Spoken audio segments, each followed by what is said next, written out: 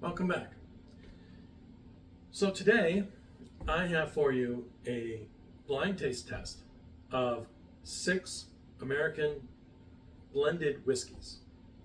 So that though is about all that these bottles have in common. They're all American, they're all blended, they're whiskey. Some are bourbon, some are rye. We have different price points. Some are finished, some are not. So they're very different, but here's the big thought that I had for this, and the reason why I'm putting this particular batch of bottles together. So I have here a bottle that I'm trying to get rid of. Just to tell, and this is the brainchild here. So in my early time as getting into whiskey, about a year and a half ago, I started thinking, boy, started really getting into whiskey, started buying a few bottles, started watching some YouTube videos. And I saw a bunch of people do reviews on YouTube of this bottle. And they were all very positive reviews. So I ran out and bought one. And this was kind of a lesson for me. Since then, I try to always watch how a bottle does in a blind taste test, because I ran out and bought this just on reviews, and let's face it, this one actually is it's not bad, right? I mean, it's got a powerful nose, it's got a powerful palate. The nose is quite lovely. The palate is quite good.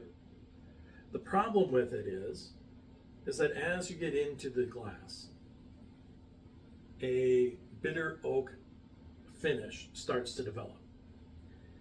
And that bitter oak finish is not very pleasant. So it's taken me a while to get down through this bottle, trying to finish it off and make more room on my shelf. So I thought before I finished it off, let's try to do something with this. Let's see if it can trip up one of these more expensive blended whiskeys.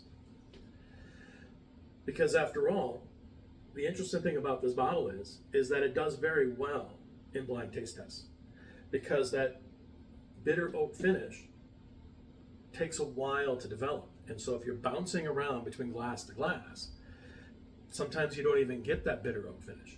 And so if you don't get the bitter oak finish, it does pretty well. And I'm just kind of curious as to see whether or not it can trip up one of these other bottles. So that's the idea here. All right. Now, before I dive more into this, I'd like to do a little housekeeping. I started this channel about a week and a half ago. I did so just really so that I could show, I've got a brother who is also really into tasting bourbons and ryes, and I'm trying to get him into doing a little scotch. We'll see. But, I had started out doing this, either on a phone call or by text messages, mostly by text messages. And, I figured a video is a lot better. So I started doing this more just for, so I could share my tasting notes with my brother.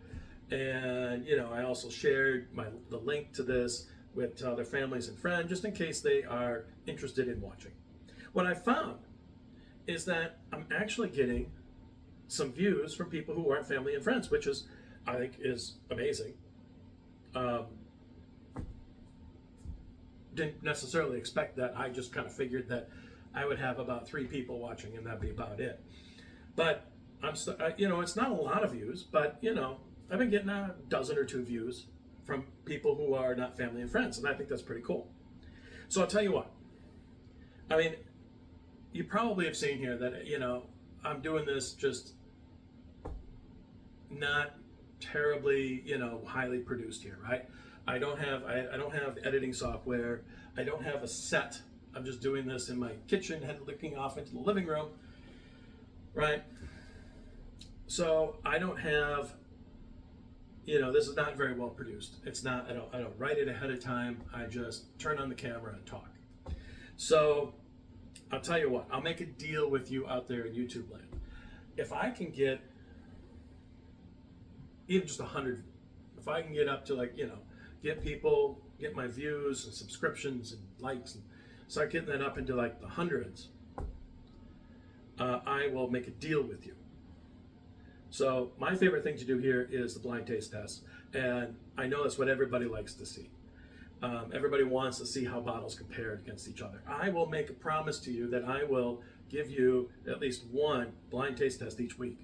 And if I can get into like 100 subscriptions, I will invest my time and money to doing this such that I can better produced and make a little bit better videos. So, is that a deal? All right. So let's talk about our whiskeys here. Again, I already said these are all blended whiskeys. So first up, I have them in order. Before I get there, I have them in order here in terms of price. So let's look at that first. Well, I have the Jack Daniel's Triple Mash. It's about $35. I have the Four Roses Single Batch Select, which is about $50. I have the Sagamore Double Oaked, which is about $65. We have Barrel Bourbons number 35, about $70. I have Old Elk Island Cigar Cut, which is about $125. And I have Bardstown Disco 11, which is about $135. To talk a little bit about these, the Triple Mash is basically, it's 100 proof, and it's basically a blend of 3 different whiskeys that Jack Daniel's has: Old Number 7, their bourbon, and their rye. So the Four Roses, a little bit more complicated. It's 104 proof. It's about 6 or 7 years old. It's actually a blend of 6 of their whiskeys, bourbons. In fact, they're both. So it's, if you know a little bit about Four Roses, they have 2 mash bills. They're coming out with 2 more, but at this point they have 2 mash bills. They also do 6 different yeast strains. So that gives them a total of 12 combinations, if I have that correct. Anyways, this bottle is a blend of 6 of those combinations, and that uses 2 mash bills and 5 of the yeast strains. So the Sagamore Rye Double Oaked, basically this is, they buy their product, the distillant, from MGP, and then they take that and they then put it in toasted and charred barrels that are different levels of char, different levels of toasted, and they put in those barrels for about 18 months, and they blend it to create this. Barrel Bourbon number 35. There's actually 4 distillants in this. They are claims here on the bottle to be distilled in Indiana, Kentucky, and Tennessee. So Indiana would be MGP, of course, and Tennessee is probably Dickel. Kentucky, I don't know, could be Bardstown, could be Barton. So they have, according to the internet, they say that the 4 blends are, there's a 6-year, a 7-year, an 8-year, and a 13-year. The 6 and 7 years are supposed to be high rye, high proof bourbons, whereas the 8-year is supposed to be a lower proof with more of a cherry and butterscotch taste, and the 13-year is supposed to be fruity. All right, the Old Elk Island Cigar Cut says right here has a handy dandy little table right here on the side of the bottle. So they use all their own distillant. They're using 3 whiskeys: their Old Elk 6-year high malt bourbon, the Old Elk 6-year rye, and the Old Elk 6-year wheat. And then they finish it in 4 different ways. So they finish some of the high malt bourbon in sherry and some of it in port. They finish the rye in rum, and they finish the wheat in Sautern cask. I hope I got that one. I pronounced that one right. Not as familiar with that one. So anyways, you got three different mash bills, 4 different finishes, all being blended together here in this bottle. And then Bardstown Discovery 11 also has a handy dandy little table. They're using 3 different distillants. 2 are not theirs, but they're claimed to be of origin in Kentucky. So I'm going to guess Barton's. There's a 13-year, a 10-year, and then they have their own distillant in here as well, which is a 6-year. What's interesting in this is that 2 of them have about 13% rye. Their distillant is about 20% wheat, but all of them are fairly high in malted barley, between 9 and 12% malted barley. So you would expect this to be a little bit on the malty side. So that's a little bit about each one. All right, I number them 1 through 6. So, time to get to the whiskey.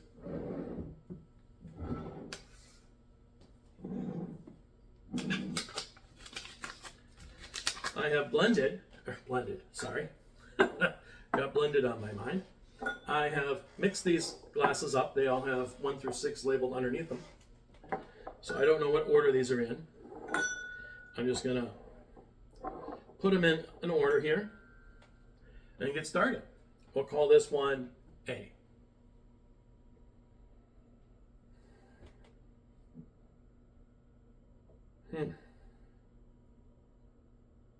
This one smells like there may be a finish to it.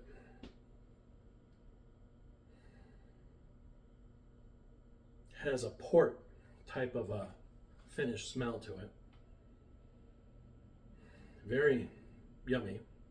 Kind of smells like apricots, to be honest with you. Maybe even an orange zest to it. Then there's some rye notes here.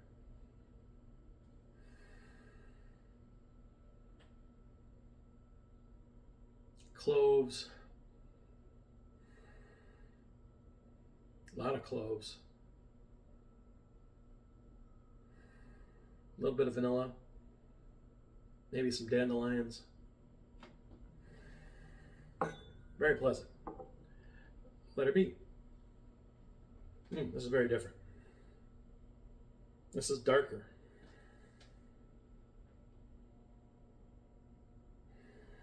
More of a little bit of caramel, a little bit getting into the chocolatey.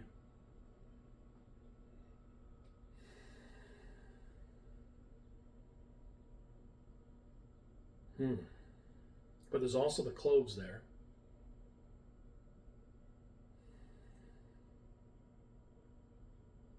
It's pretty interesting. Like I said, it's darker. Let us see. Very different again.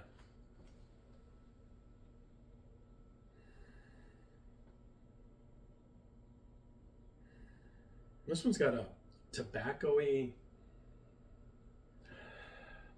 caramel, chocolatey.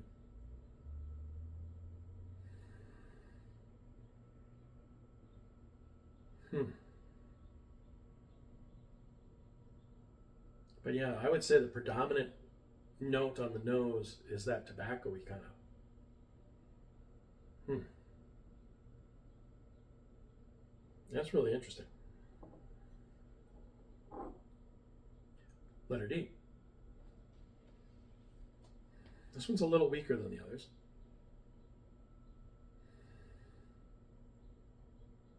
Smells more standard, like a typical standard bourbon with some rye, maybe a high rye bourbon. Maybe it's, could be also something like this, which is blended, Tennessee whiskey and rye. Could be that. Could be this, which is a high rye bourbon. But I get a little bit of a pininess to it. a little bit of a spearmint, a little bit of cloves, but I also get the bourbon side of it.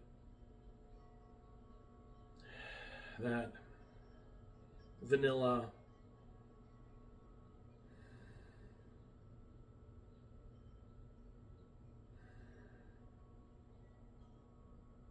maybe even a little bit of a cinnamon.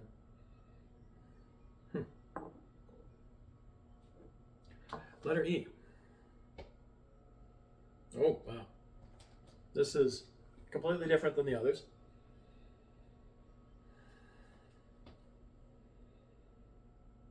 I mean, this smells like it's finished, right?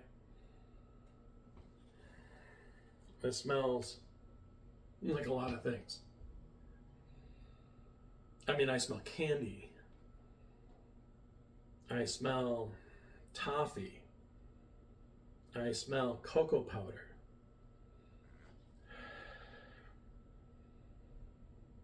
I mean, it really does smell like a candy shop. But if you ask me, if you like I said, it smells like it's finished, and what would I say it's finished like? I would say, boy, I mean, it almost smells a little bit like rum. So it smells a little bit like sherry, you know.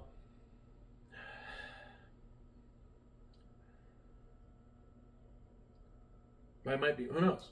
I'm just guessing at that. But if you ask, but really, this smells like a candy shop. Whew. All right. Letter F. Oh, this one is fainter. Smells like rye. Smells like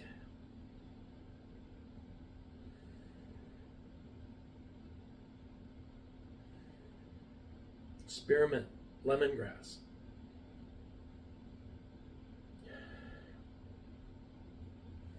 I almost want to say a hint of rhubarb. Never had that before. Cloves.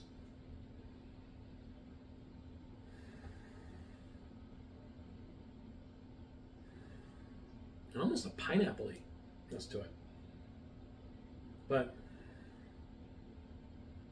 yeah, the spearmint, the cloves, the lemongrass, are very predominant in this one. All right.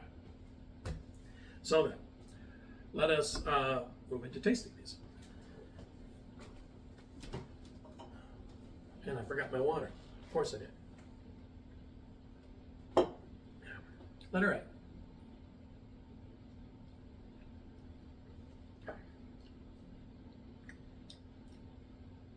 You know, 6 is hard. 4, it's a little easier to keep track of what's what. 6, you kind of get a little harder to keep track of what's what.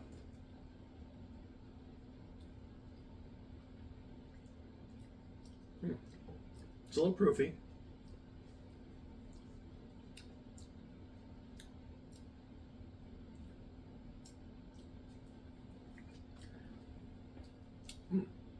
Get that.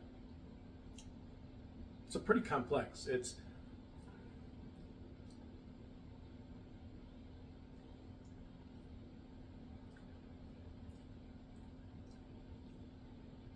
got that caramel, cocoa powder,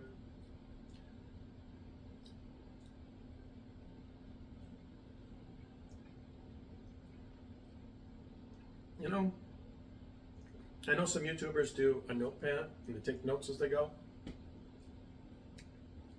Maybe that's something I need to be doing, because it might have been helpful to be able to look back at what my original notes were.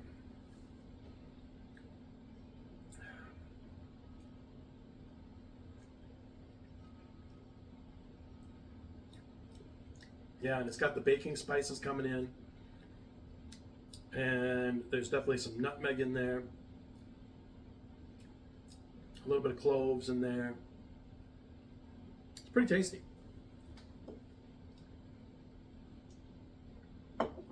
Class B.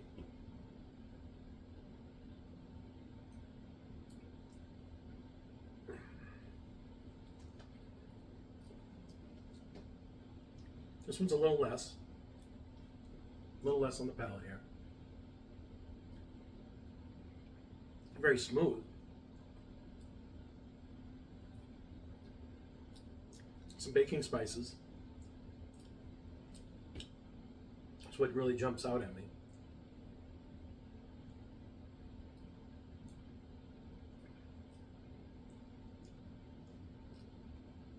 Otherwise, you know, there's also the cloves, maybe a little lemongrass to it, but I don't know. Maybe not the lemongrass. Now at this point, this one, there might be a little bit of a nuttiness to this one.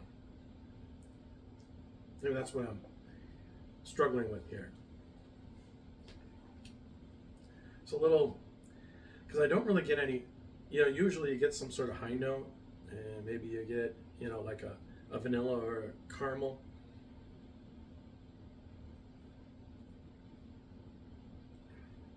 And yeah, okay, there's a touch of vanilla there on the top. There is.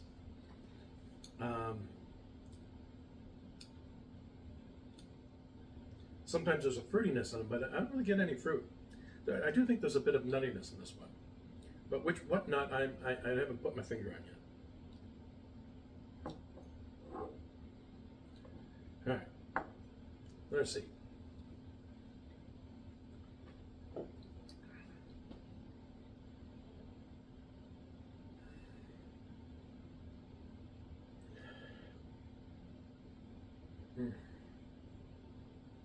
This one is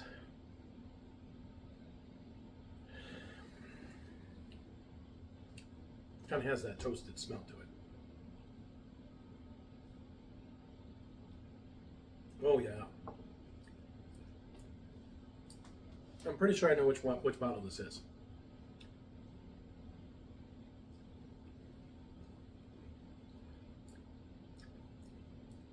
This has toasted notes.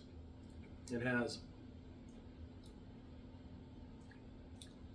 like a toasted nuts, dark, like burnt caramel,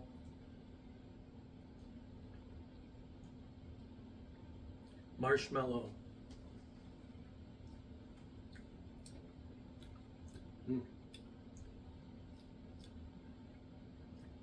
Maybe a touch of anise in this.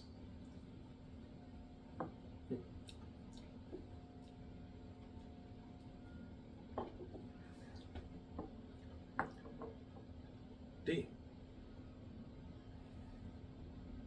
This one's very rye forward.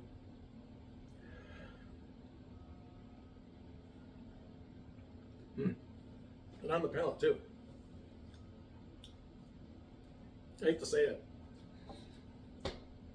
This tastes like MGP's 95.5, right?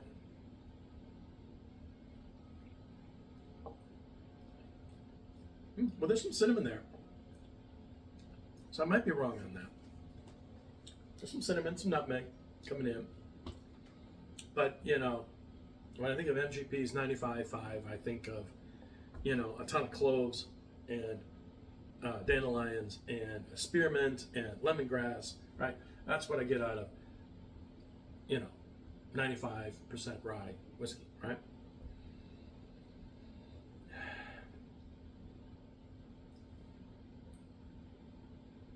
Well, this does have a little cinnamon on the palate. It has, I don't get any spearmint.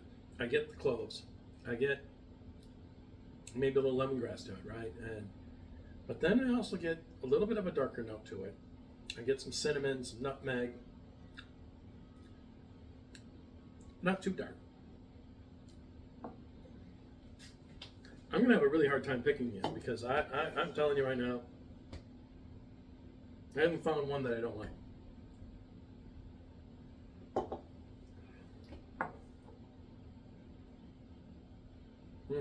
This one's malty. Yeah, this is pretty malty. I think this was the one that was a candy shop before, right?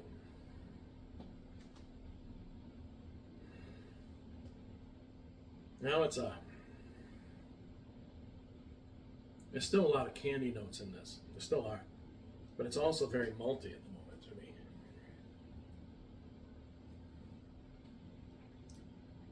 It's also very syrupy. It's got a real, it's probably the thickest one of the bunch. It's kind of thicker, syrupier.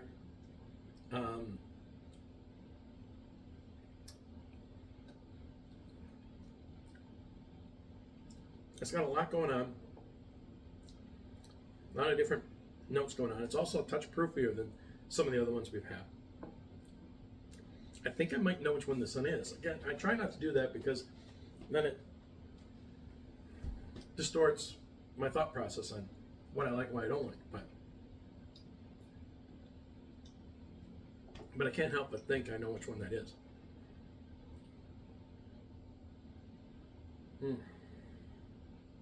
Here, this was one that was a little bit fainter, but again, it's back to having a lot of those rye notes.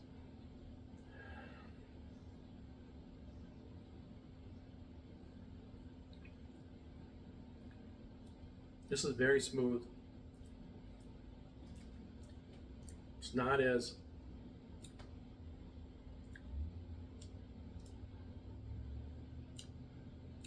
it's not as proofy.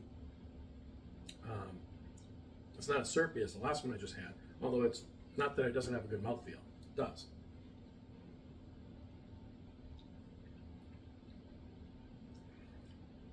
This one's a little bit on the darker end of it, though. A little bit, touch on the darker end. It's got a lot of the baking spices, cinnamon, nutmeg, and almost a chocolatiness to it as well. Or cocoa powder. Oh yeah. Yeah, the more I drink this, the more that cocoa powder just really starts to come in.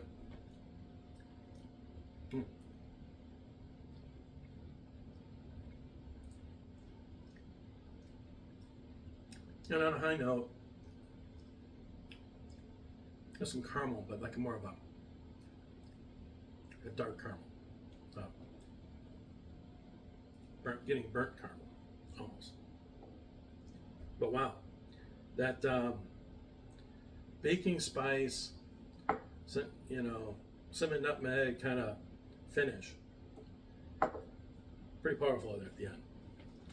All right, so like I said, I have my ideas of which ones I think might be what for a couple of these glasses. I don't know. The problem I have here is that these are all too good. These are I don't know what I'm going to do here. It's a lot easier to do these blind taste tests when with the cheaper bottles, like you say, $50 and under. It's just easier to separate the good from the bad. This is the only thing under $50, and but like I told you, in this type of environment, it does pretty well. I think I might know which one it is. I think I might know which this one is, this one, and this one. I think I might know which one those three are. And the other three are a mystery to me. But I gotta pick one now. I gotta pick one to take out, to be my last place. Because I gotta move on, right? I gotta start narrowing this down. And I don't know what to do.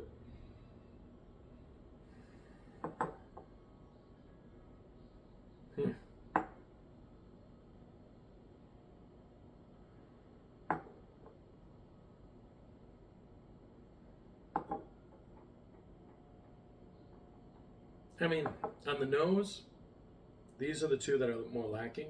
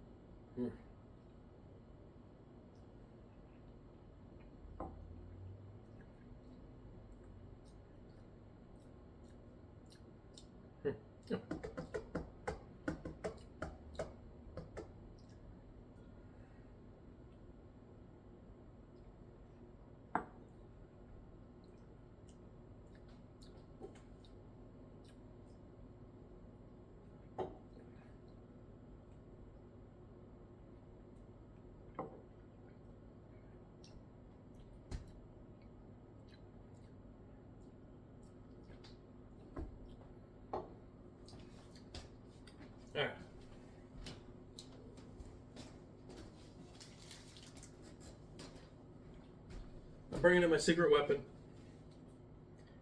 My secret weapon is cheese. I particularly like hard cheese. And when glasses of bourbon start to taste too similar, you got to reset the palate a little bit. This happens to be Satori espresso cheese. Really fantastic. It's made in Wisconsin. I don't know if you can get it everywhere.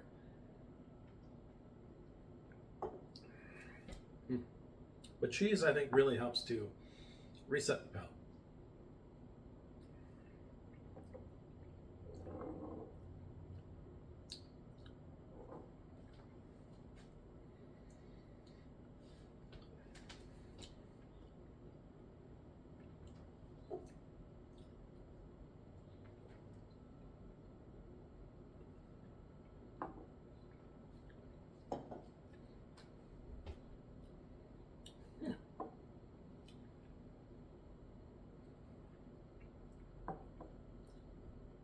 This one's got okay, these are very similar to me right now.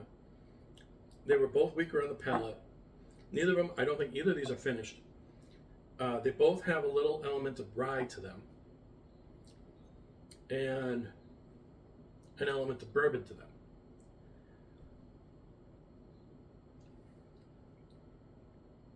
This one's a little zingier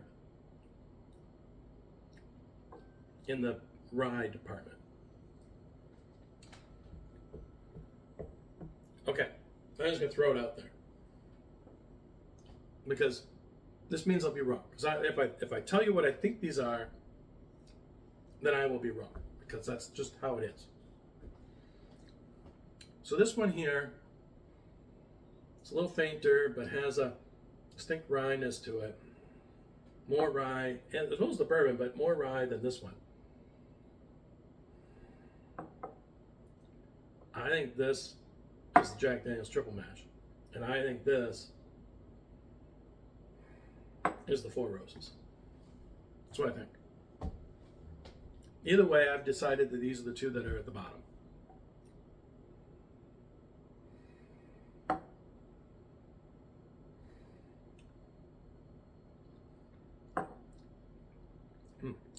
Very good cinnamony. It's very, I mean, none of these are bad. None of these are bad, right? These are all good. And like I said, this is doing well because in this environment, that bitter oak finish that develops, it doesn't get a chance to develop in this environment, right? So,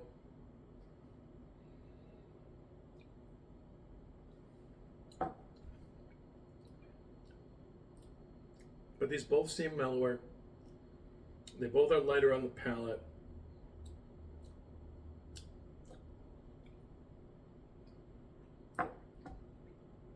This one's got more cinnamon, nutmeg, baking spice. This one's got more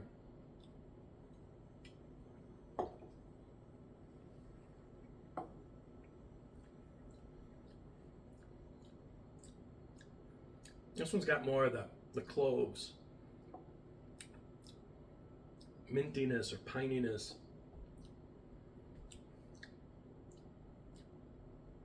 I really could go either way on these two. Oh, you know what? Did I just get a taste of it?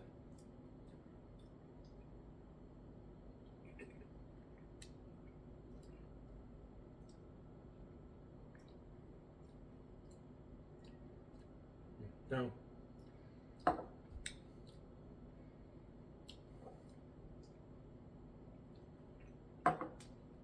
Well, I can't sit here all day. So, I am enjoying the baking spices, the well-roundedness of this one. The baking spices, the like I said, the cinnamon, the nutmeg, a nuttiness to it. I'm going to put this one out in last place. And I'm going to put this one in second to last place. I'm actually, as I drank them more, I was enjoying this one more. This one's actually a rather pleasant pour. Well, they both have their pluses and minuses. I thought this one was a little more pleasant on the pour. Of a pour. It's just unfortunate that somebody's got to go here.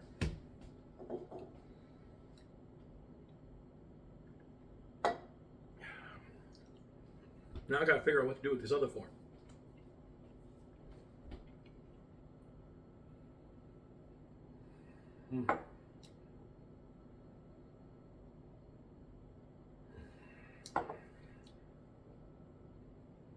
Okay, I'm going to tell you what I thought.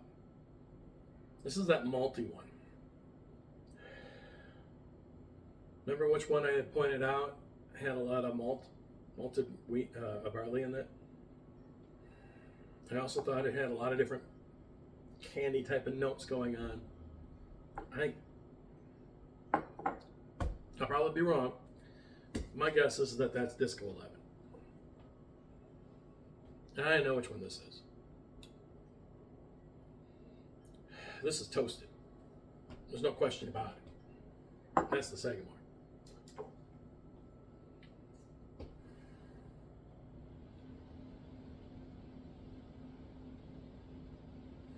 This one's really pleasant. It's very neutral, very down the middle. Although at the same time, it does have an element that seems like it could be finished and like a port.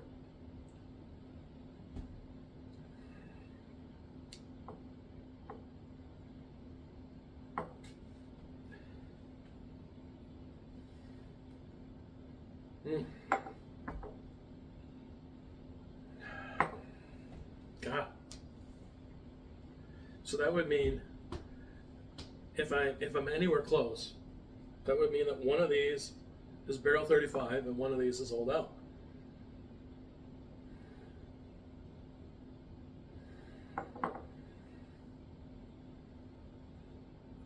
And this one smells more like it's finished than this one does.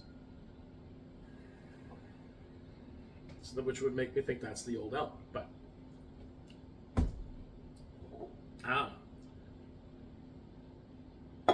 even if I'm right or if I'm wrong, what difference does it make? The question is which one's better? This is tough.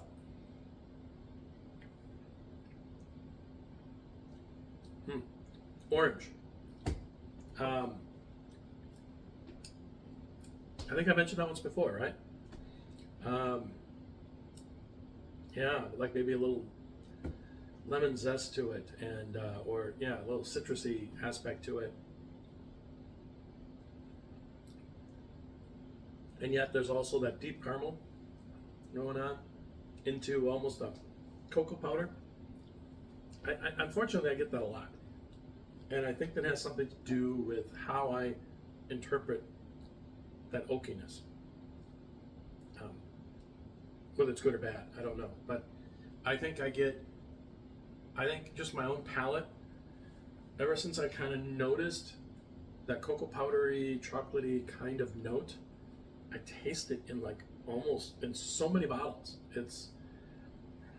Now I don't know if that's accurate, but that's what I taste.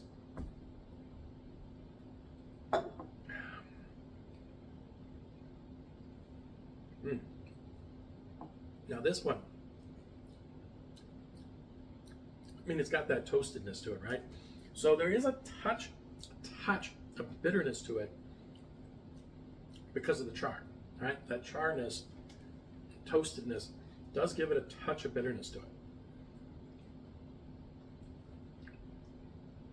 But at the same time, it's really pleasant. There's a tobacco-iness to it. There's a leatheriness to it. There's almost a coconut to it, like a toasted coconut.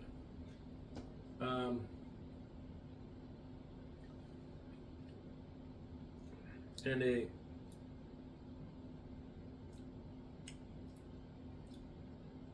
that brown sugared, maybe dark side of caramel.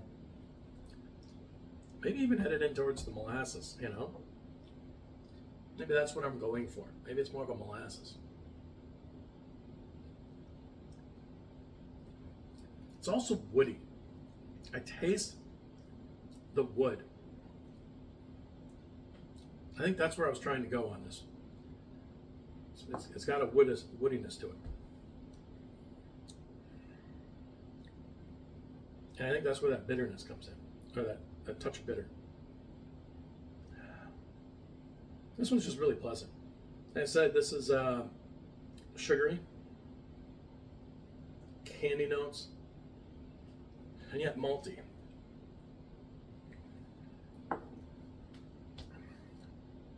Yeah, I like that one. That one's not getting eliminated.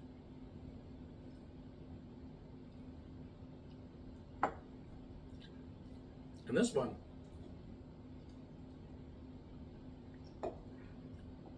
this one's proofier.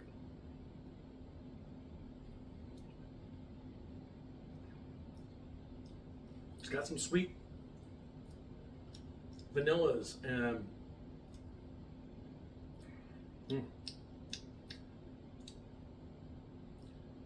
wow, it's almost into a hazelnut, into a, yeah. And it's got the cinnamons and nutmegs, a little bit of baking spice, but not a lot.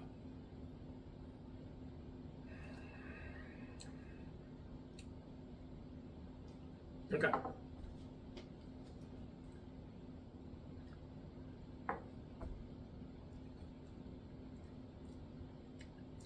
Okay. I'm going to go A out in fourth place. And I'm going to go C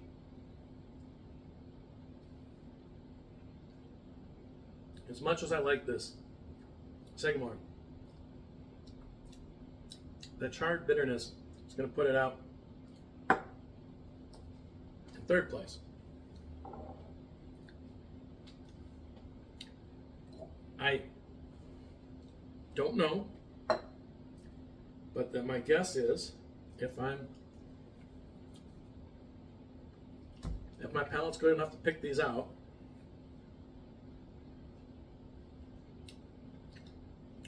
I think I got Disco and I've got Old Elk. That's what I think I got. I could be completely wrong. Who knows?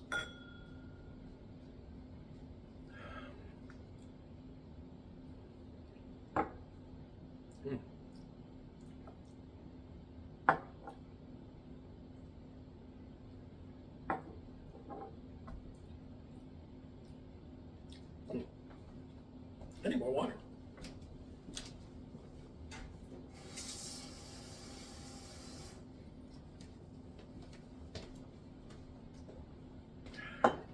And more cheese.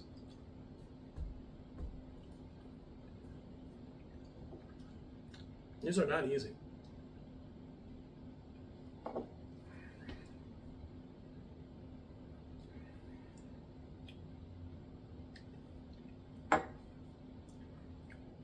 And that's lovely. And so is this. But I gotta do it. I'm gonna go E in second place and F in first place. I've chosen F. So that's today. You know, tomorrow it could have been something completely different, right? So I have also in the process chosen what I think these different glasses are. I don't know. I'm usually wrong. But let's try it out here. Last place. Glass is 1. Last place. It's not bad. This is a bottle that I am not, once I finish it, I'm not replacing. But, that being said, for $35, it ain't bad at all. This ain't bad at all. But, it finished in last place, which I guess is where it should, given this lineup. All right. 5th place. I had thought this was Four Roses. Ha! I am correct. It is Four Roses. I figured because of the weaker nose, and it just came across more as a high rye bourbon, as opposed to being a rye. It came across more, it was a high rye bourbon. And that was the hints I got that this made me decide that indeed it was Four Roses. All right, fourth place. Fourth place I had thought was Barrel 35. I am correct. It is barrel number 35.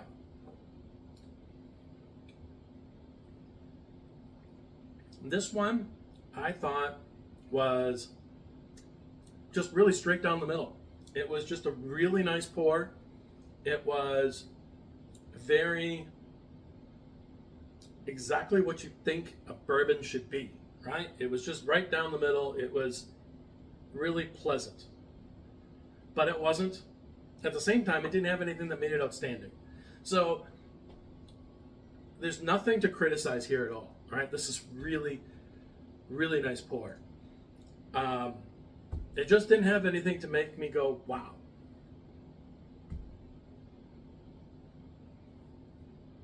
It is really good. I mean, it's got to have. It's really complex. It's syrupy. It's a lot of things, right?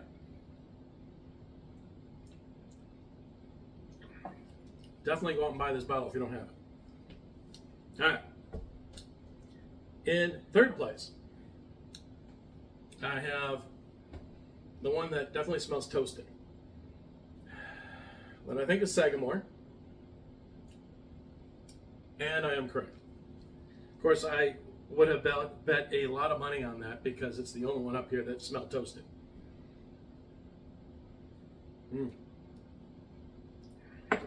It's really pleasant. It's just got that touch of that bitterness. It's the only thing that holds it back. I mean, when I did a bunch of ryes, and I'll have to do that again for the camera, but when I did a bunch of ryes, this came in first of all my ryes. And it is really pleasant because it's got that chocolatiness, it's got that coffeeness, but yeah, there's a touch of bitterness to it, and that's what put it out in third place. All right, second place. Second place is the one that I thought was Disco, and I have to say, little thing about Disco, I've only tried Disco's 9, 10, and 11, and you know, I hear that 11 is the best since 4. That 1, 2, 3, and 4 were supposed to be really good, or at least 2, 3, and 4 were supposed to be really good. All I know is that I didn't really care that much for 9 and 10, but 11 I do think is fantastic, and I think that's what this is going out in second place. And I got this dead on. I got Disco 11 going in second place, and in first place is indeed number 5, Old Elk Island Cigar Cut. So, taking a look at what we got here, we have the least expensive going out first, and then the next least expensive. These two are similar in price, although they are switched. This one's $5 more expensive than that one, but. And then over here, these are the two that are over $100. This is $135. This is $125. So we have they're switched in terms of price here. You know, $135 went out in second, $125 went out in first. But you know what? I actually had a hell of a time here. These were all so good. Now I will, like I've said 3 or 4 times already, that this thing has if you sit and drink this, they try to crush it, you do get that bitter oak coming in. So I would not recommend this bottle. But all of these 5 are all recommendations from me. I like all of them. It was very hard to choose between them. But it's interesting that it did more or less fall the way that they're priced. So anyways, thank you for tuning in. I hope you learned something and maybe enjoyed it. And please comment, please like, please subscribe. Thank you.